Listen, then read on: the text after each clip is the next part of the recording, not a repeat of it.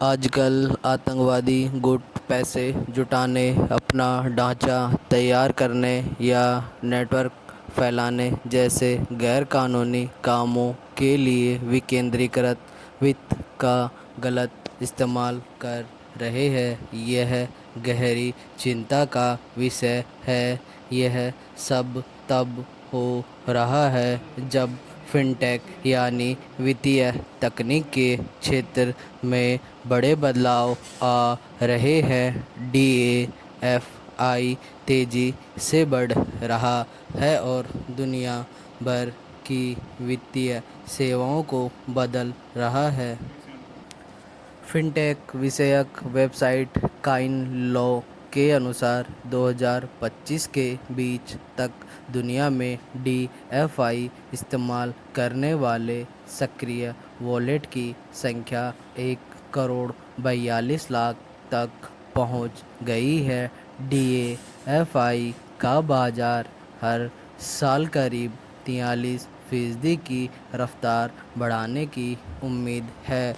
2014 में यह 30.07 अरब डॉलर था, जो 2019 तक 178.06 अरब डॉलर हो सकता है। ब्लॉकचेन डेटा प्लेटफॉर्म चैनालिसिस के 2024 ग्लोबल क्रिप्टो एडॉप्शन इंडेक्स में भारत डीएफआई के मूल्य के मामले में तीसरे स्थान पर था। हालिया रिपोर्ट्स बताती है कि 2025 में भारत क्रिप्टो एडॉप्शन में पहले नंबर पर है, जिसमें डीएफआई का बड़ा रोल है।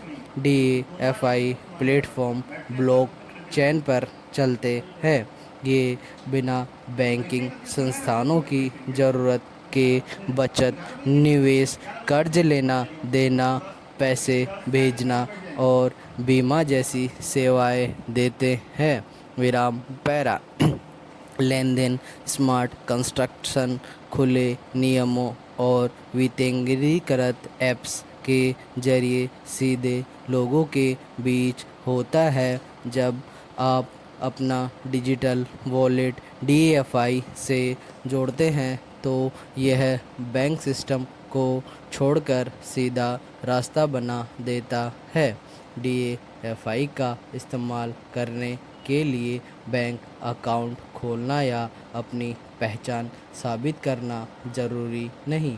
कोई भी व्यक्ति सिर्फ पासवर्ड बनाकर साइन अप कर सकता है और कई क्रिप्टो वॉलेट तैयार कर सकता है। ज़्यादातर वॉलेट में पता, फ़ोन नंबर या ईमेल चेक नहीं होता।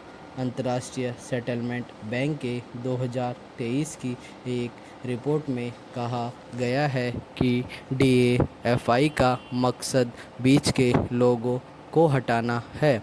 उपयोगकर्ता स्मार्ट कॉन्ट्रैक्ट से सीधे जुड़ते हैं, न कि किसी संस्था से। इसलिए बैंकों या बाजार निगरानी करने वालों के न होने से डीएफआई अपराधों और निवेशकों की ठगी के लिए आसान निशाना बन जाता है। विराम पैरा डीएफआई के खतरे उसके फ़ायदों से तुलना करके समझने चाहिए।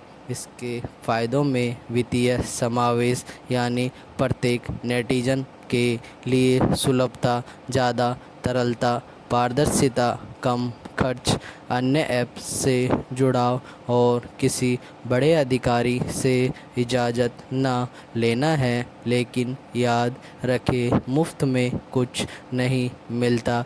इसमें अपराधों का खतरा बहुत बड़ा है। डीएफआई के छिपे खतरे उसके काम करने के तरीके से पता चलते हैं। यह खुद चलने वाला स्मार्ट कॉन्ट्रैक्ट्स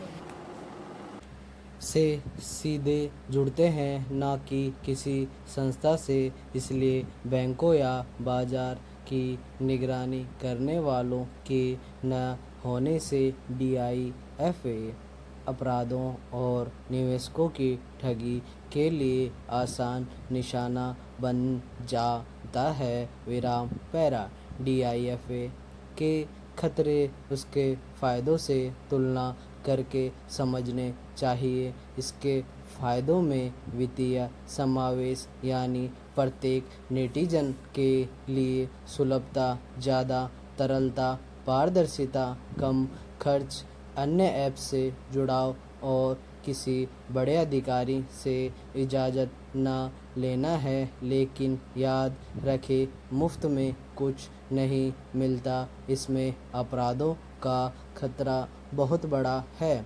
DIFA के छिपे खतरे उसके काम करने के तरीके से पता चलते हैं। यह खुद चलने वाले स्मार्ट कॉन्ट्रैक्ट पर आधारित है जिन्हें अपराधी या आतंकवादी हैक कर सकते हैं। DIFA का नियंत्रण विकेंद्रीकृत स्वायत्त संगठनों के हाथ में होता है। ये वे लोग हैं जो प्रोजेक्ट के टोकन रखते हैं और फैसले लेते हैं। ऐसी व्यवस्था से नियमों में अनिश्चितता और जिम्मेदारी की कमी आती है। DIFA बिना देश की सीमाओं का है और लोग गुमनाम रह सकते हैं। इससे साइबर हमलों से चुराए पैसे वापस लाना बहुत मुश्किल हो जाता है। बिना चेक किए वॉलेट से लेन देन ट्रैक करना कठिन है। गलत लोग अलग अलग ब्लॉकचेन, क्रिप्टो मिक्सर, गुमनामी बढ़ाने वाले टूल्स और हर बार नया वॉलेट यूज़ करके अपना नाम छिपा लेते हैं। पैसे पाने वाला व्यक्ति यह भी नहीं जानता कि पैसा कहाँ से आया। संदिग्ध पैसे वाले अकाउंट को ब्लॉक करना ही आसान नहीं। विराम पैरा। DIFA के खतरे समझने और नियमों की कमियों को दूर करने के लिए कई देशों ने अपने जोखिम मूल्यांकन सार्वजनिक किए हैं। अप्रैल 2023 में अमेरिकी वित्त मंत्रालय ने कहा कि DIFA सेवाओं को बैंकों की तरह मनी लॉन्ड्रिंग और आतंकवाद फंडिंग रोकने के नियम मानने चाहिए। जनवरी 2025 की यूरोपीय बैंक प्राधिकरण और यूरोपीय प्रतिभूति संघ की रिपोर्ट में DIFA में मनी लॉन्ड्रिंग और आतंकवाद फंडिंग के बड़े खतरे बताए गए, क्योंकि बिना किसी पहचान के लेन देन कर सकते हैं। जुलाई 2025 की ब्रिटेन की राष्ट्रीय रिपोर्ट में भी यह बातें हैं। जून 2025 की financial action task force STF report कहती है कि देश DIFA में संस्थाओं की पहचान और नियम लागू करने में मुश्किल महसूस कर रहे हैं। विराम, संपूर्ण विराम।